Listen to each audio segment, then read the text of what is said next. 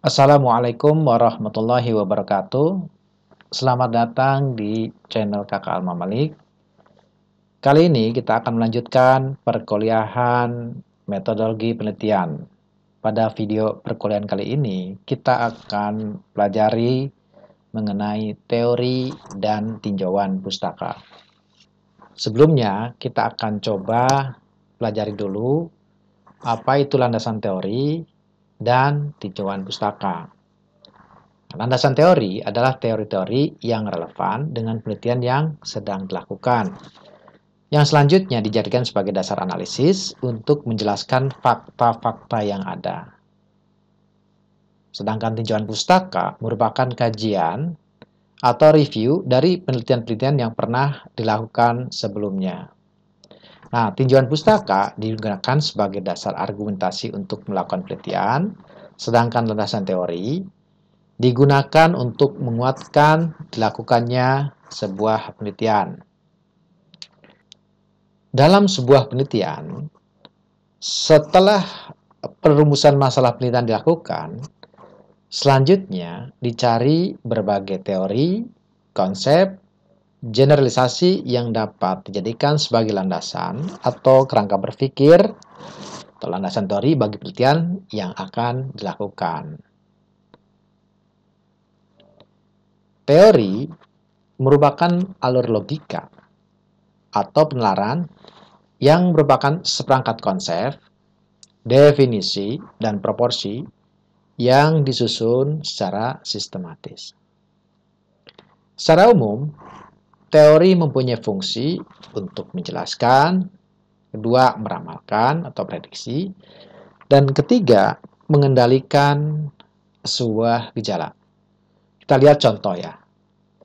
Teori yang mempunyai fungsi untuk menjelaskan. Misalnya, mengapa air yang mendidih pada suhu 100 derajat Celcius bisa menguap?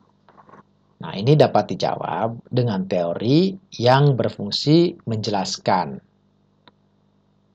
Jadi ada teori yang menyatakan bahwa titik didih air adalah 100 derajat. Setelah itu, air berubah dari kondisi cair menuju kondisi uap.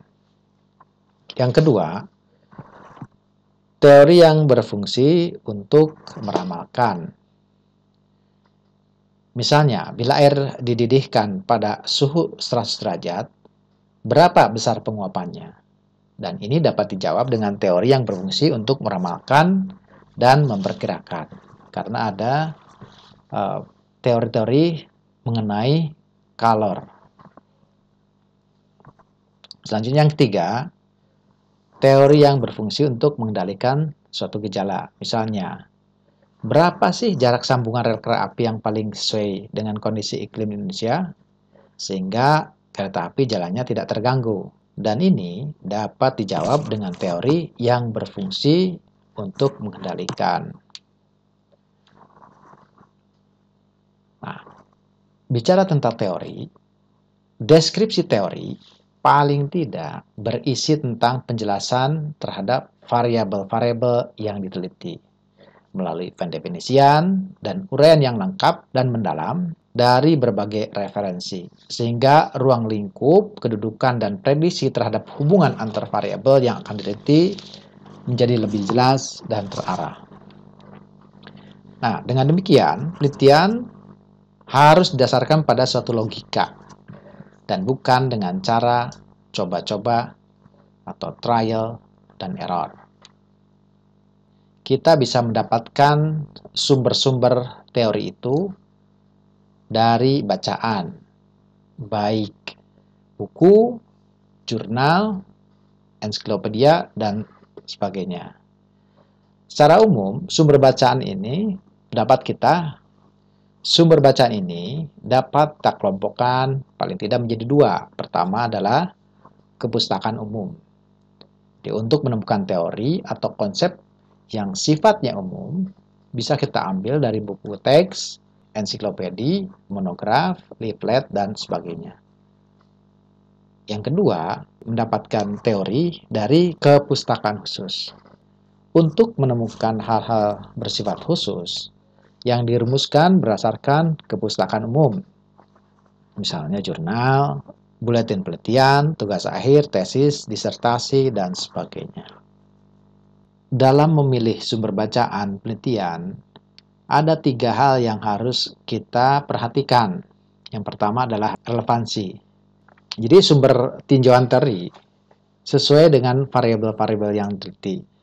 Makin sesuai atau cocok antara variabel yang diteliti dengan teori yang dikemukakan, makin baik studi kepesertaan tersebut. Yang kedua, harus lengkap.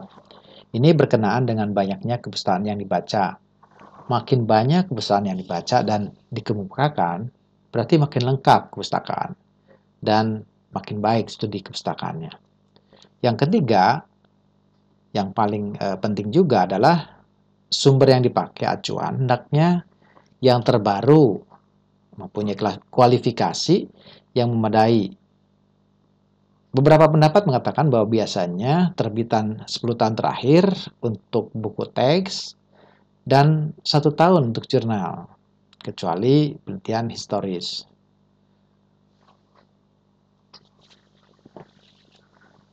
Nah, sekarang kita lihat langkah-langkah untuk mendeskripsikan teori. Yang pertama, tetapkan nama variabel yang diteliti dan jumlah variabelnya. Yang kedua, cari sumber-sumber bacaan yang sebanyak-banyaknya dan yang relevan dengan setiap variabel yang diteliti. Kemudian, yang ketiga, lihat daftar isi setiap buku dan pilih topik yang relevan dengan setiap variabel yang akan diteliti. Keempat, cari definisi setiap variabel yang akan diteliti pada setiap sumber bacaan. Bandingkan antara satu sumber dengan sumber yang lain dan pilih definisi yang sesuai dengan penelitian yang akan dilakukan. Yang kelima, baca seluruh isi topik buku yang sesuai dengan variabel yang akan diteliti, lakukan analisa, renungkan, dan buatlah rumusan dengan bahasa sendiri tentang isi setiap sumber data yang dibaca. Dan yang keenam, deskripsikan teori-teori yang telah dibaca dari berbagai sumber ke dalam bentuk tulisan dengan bahasa sendiri. Cantumkan juga sumber-sumber bacaan yang dikutip atau yang digunakan sebagai landasan untuk mendeskripsikan teori.